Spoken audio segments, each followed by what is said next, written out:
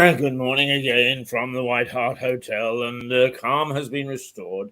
I'm off my tub, although the thumping that I did in the first half hour, well, it made me feel really good. You've no idea how venting your spleen against idiots can refresh the mind, the body, and the soul. But there we are. They hold themselves up to it, and the infighting that goes on within a group. The big problem is that they can't see outside their own little bubble, so their fighting is just not worthwhile. It doesn't achieve anything. It simply is a knockabout in the dormitory.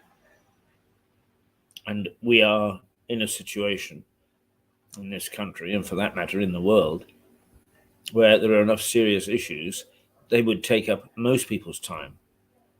But not our leaders, certainly not. They've got other fish to fry, fighting amongst themselves and being vicious about it as well. Dreadful.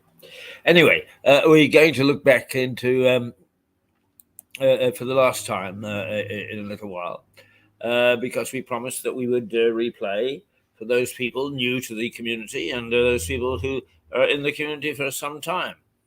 The documentary that we made, The Bloody Past of a Tiny Town, which more or less summarizes the blood that has flown down Lewes High Street, much more than most, if any, other towns in the United Kingdom, all in the name, quite often, of democracy, or a form of democracy. So let's take a look at the last episode, and you can revel in the fact that this is your town. Indeed, it is.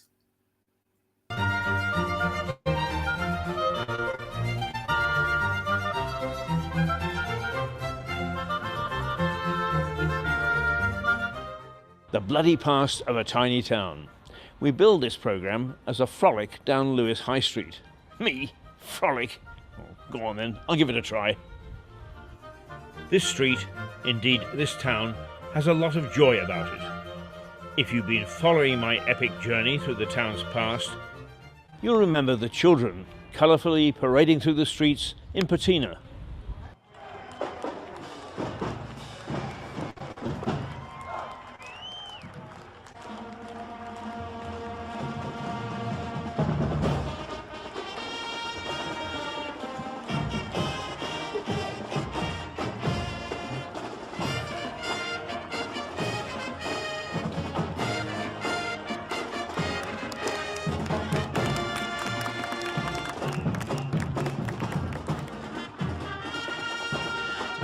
And one of the ladies behind it, Raffaella.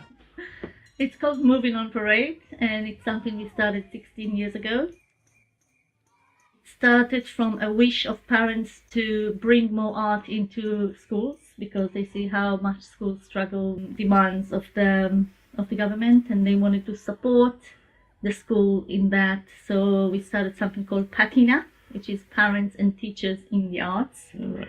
Moving on Parade celebrates the transition from primary to secondary education of all the children in Lewes District Council. So every year we have a theme, and the theme this year is Wonders of Our World.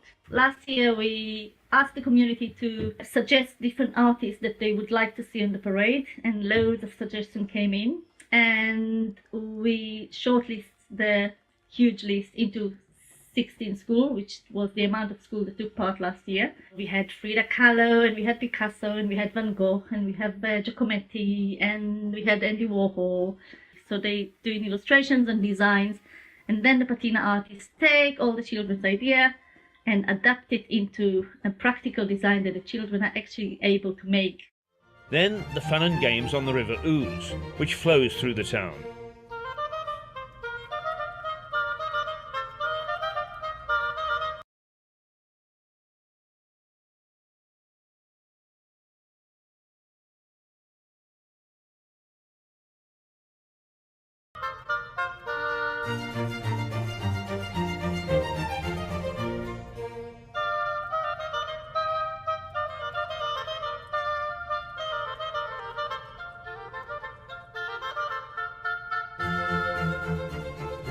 And the men of the Round Table who almost drown after organising it. The first few hundred metres are quite torrid, because from the bridges here, people hurl flower bombs and eggs and all sorts of things at you, really. But when you get past Lewes, it's quite peaceful and serene down the river, and you've got the tide to help you along as well. Last year the theme was the Rio Olympics, so again it was quite open to interpretation. You could just take Brazilian culture or, of course, the Olympics. I actually took part last year. I duly sank in New Haven Harbour, unfortunately. But obviously we've put the proper safety provisions in place, and we were fished out before we were swept out into the English Channel. There's been suggestions this year that there would be pirate rafts and people drinking rum and trying to board other people's boats, but we'll see how that happens. The whole town then takes a trip along the High Street in November, Lewes Bonfire,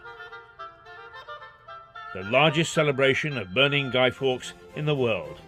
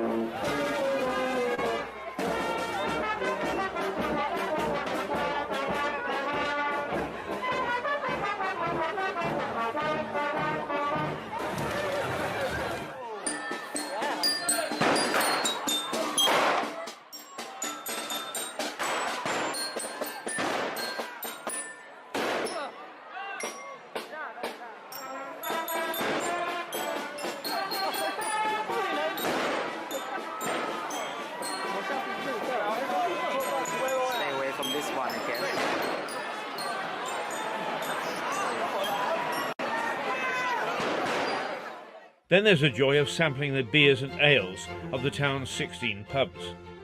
After all, there's still plenty to choose from, even though in its heyday, Lewes boasted 63 taverns. And what a contribution I've made, changing my hat 8 times, one for each episode.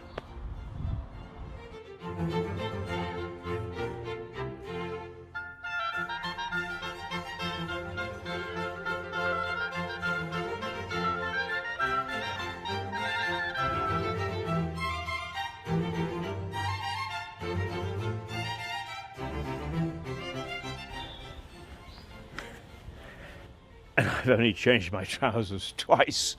But behind all this frivolity, though, there is a very bloody history. Right here on this street, people have been butchered, burned at the stake, and sentenced to death. Strangely, Lewes seems to have escaped the trauma of the Norman invasion. That happened down the road in Hastings. But it didn't take long before the predominant Saxon culture gave way to Norman governance. The castle was built very quickly, growing from a wooden fortress to this relatively small but prominent castle, within a couple of decades or so. Almost as quickly, a Cluniac Priory was established. That's a French order of monks, started about 900. The Priory eventually towered over the town with a huge abbey, a large campus of buildings for more than 100 monks.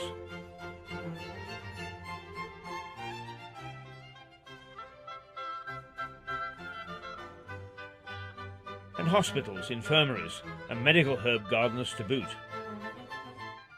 It was a significant part of the town. It started small with only 4 monks, but over the course of about 400 or 500 years, the numbers swelled. The maximum number we had was probably about 100 monks. But the church, the big church that was built in the 14th century, was bigger than Chichester Cathedral. It was massive. It would have dominated the skyline in Lewes. So it was incredibly important. And it looked both ways. It looked inland because Lewes was the mother priory for other Cluniac monasteries in the UK, and it also looked towards Europe with its mother house in Cluny.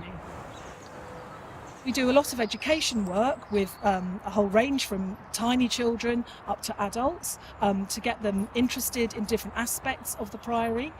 And the trustees of Lewes Priory Trust are very keen that it's always open and free access.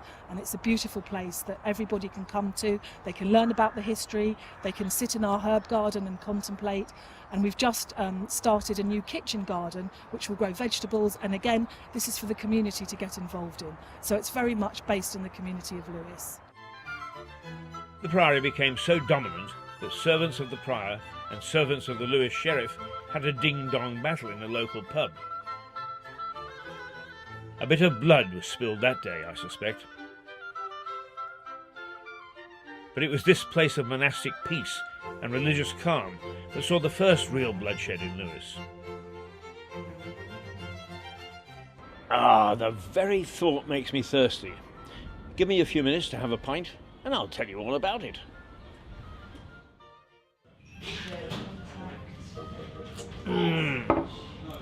That's better.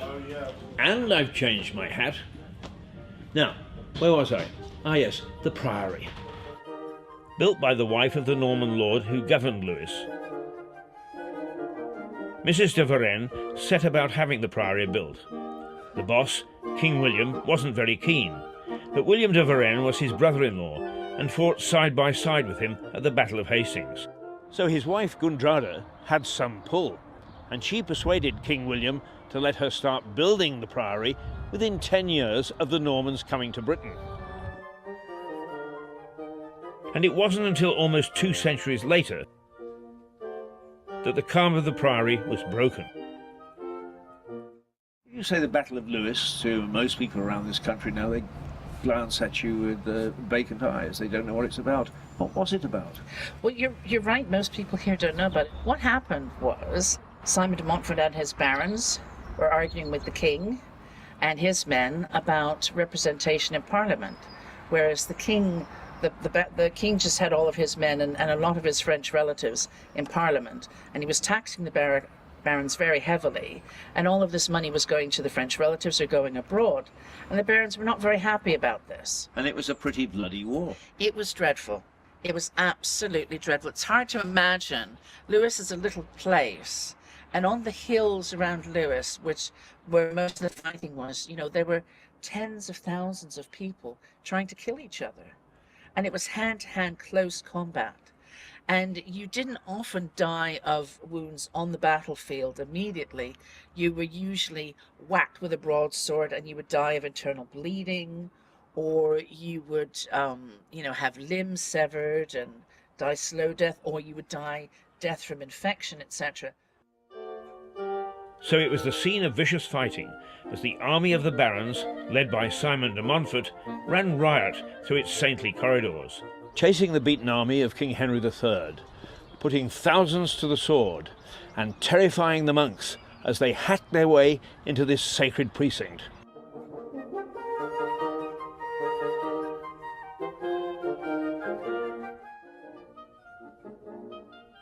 Imagine the terror as the soldiers broke through the doors, hacking at everyone in sight, spilling blood, holy or otherwise.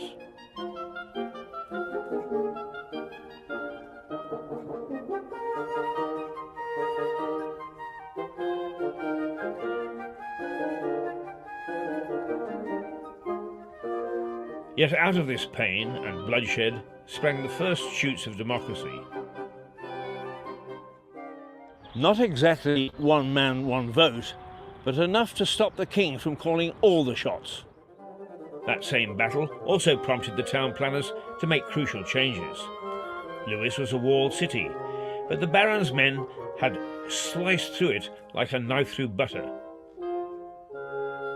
So the walls were reinforced, and a barbican was added to the castle. The barbican is the most prominent part of the castle to survive, but the walls, they're long gone. But in their day, they protected many of the institutions that lay within them. The gentle sport of bowls, played to this day as Francis Drake would have played the game. It exists on the old tilting grounds, where knights hacked at one another as part of their military training, and later entertained the ladies by jousting for cash prizes. Cyril Mann has doubts about the knights cutting each other to pieces on this bit of soil, but he is certain about the history of the Bowls Club. It goes way back to medieval times, but so far as we're concerned here, we've been playing here since 1753, and there is some evidence to suggest that in the mid-1600s there was bowls played here. And we're reputed to be the oldest society, sporting society in the world.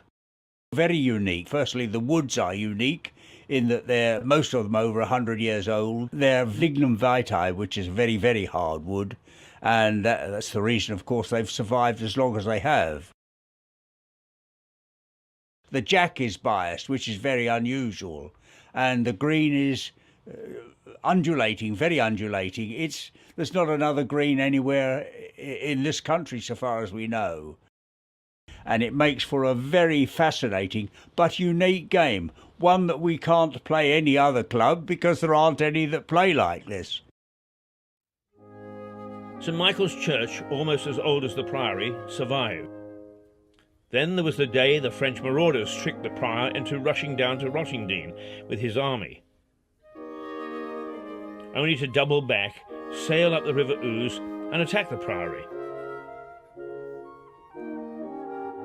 Rebuffed by a few English bowmen, the frustrated French turned their attention to the town and turned it over. Then there was the Peasants' Revolt. The peasants raged across Britain, looting and burning, and they broke into Lewes Castle, but only pinched a few barrels of wine. The streets ran red all right, but this time it was wine, not blood. More seriously, Queen Mary I offered far more bloodshed. She had 17 martyrs burned at the stake for refusing to revert to Roman Catholicism. That, of course, has given rise to the biggest bonfire celebrations in the world. One Lewes citizen, though, lit perhaps the biggest bonfire of all. Tom Paine developed his anti-monarchist, anti-establishment ideas here. Then he buzzed off to America and lit the torch that saw our colonies become an independent state. Certainly, the gallows played a long and major part in the history of Lewes. At Gallows Bank, the hangman's noose and the stocks were used until the late 19th century for public punishment.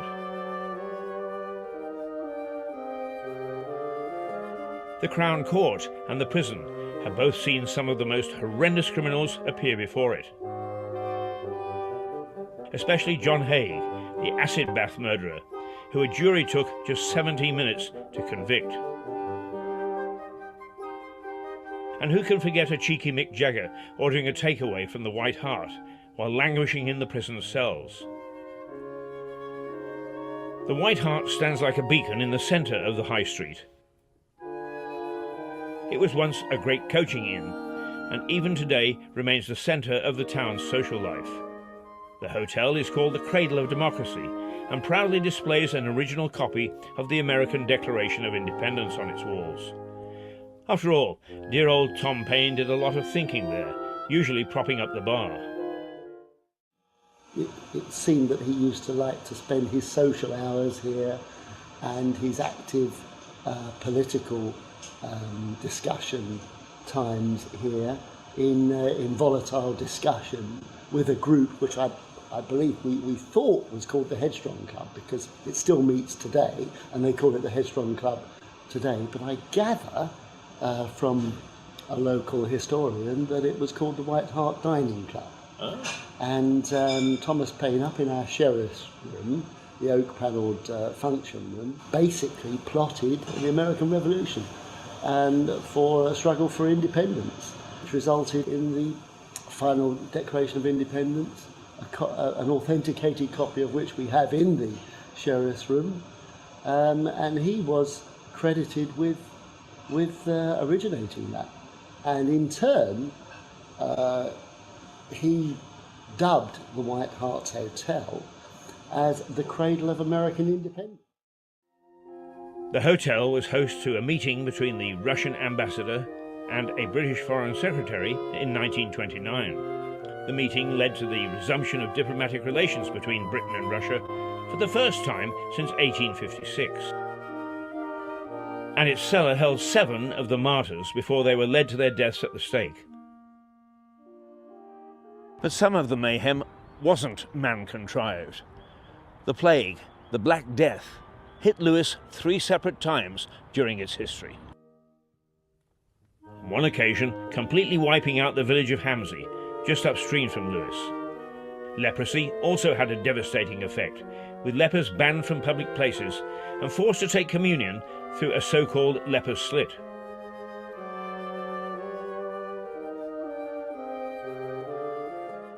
The Prince Regent frolicked through Lewes regularly.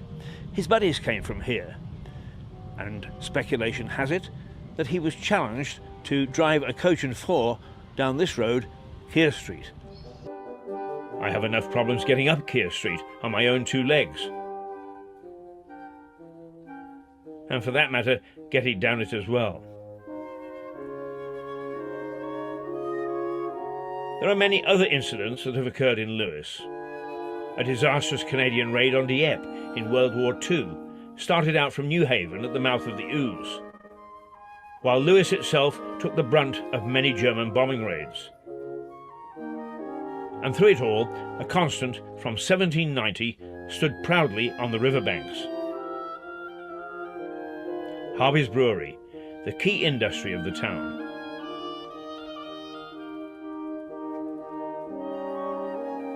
The bloody high street of a tiny town.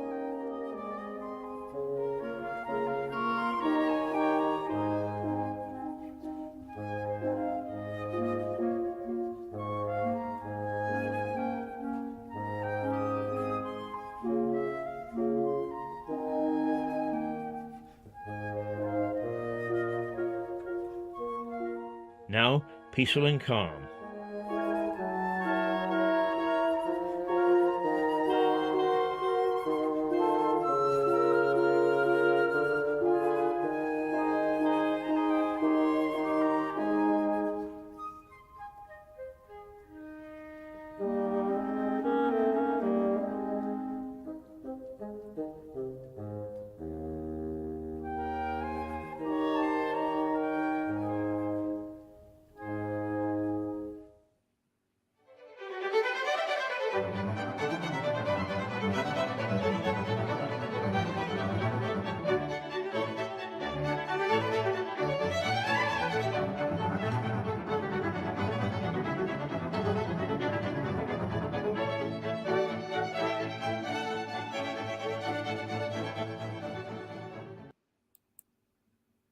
Well, there we are. That is Lewes in 8 parts, and we hope to have that put together into a single video, which we'll make a modest charge for, and you can purchase it if you wish, to look back through what is essentially a romp through the history of this town from certainly pre-1066 until about 3 or 4 years ago. So that's the bloody past of a tiny town. And out of Mirador Television in Lewes, it's now 10:55, 9:55, I apologise. It is going to hit about 23 24, 25 outside. It is going to be just a mild breeze, so that means it's going to be pretty hot. The temperature right now is 21, so it's going up fairly quickly today, as opposed to yesterday. It took the time to climb. We're only mid-morning, so just nudging 10 o'clock, and here is a decent temperature already. And I tried to dress appropriately for it today. And I must say that coming in, the rather is nice coming through the streets of Lewes at 6:30 in the morning, having a nice cup of coffee. Two old friends, Keith Norman, who is the guiding light of Cliff Bonfire Society, and also from time to time has done his philosophy from the Boffy. He's a gardener, and he sits and ruminates and lets us know what he's thinking about. And Tim, who is the bursar at the old grammar school, Lewes Old Grammar School, Den Laker.